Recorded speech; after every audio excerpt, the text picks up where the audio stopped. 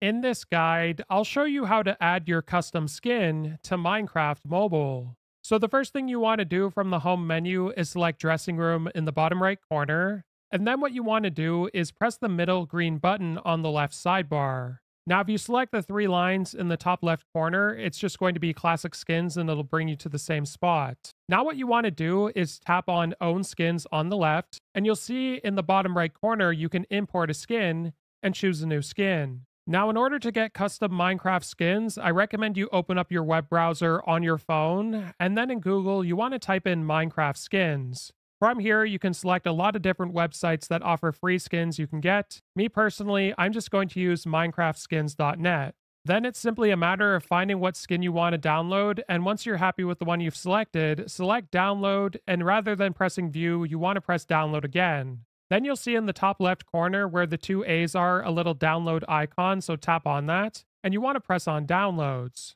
Then you want to tap on the search icon beside your download, and this will bring you to your downloads folder in your files on your phone. So what you want to do is tap and hold on the Minecraft skin you just downloaded, and from here you want to scroll down and select share. Then you want to scroll down in this section and select save image. Now doing that should have saved your new Minecraft skin to your photos, so now if you select choose new skin, it's going to open up your photos and you should be able to see it here. So I'm going to use one I've already downloaded. You can use the one you just downloaded though.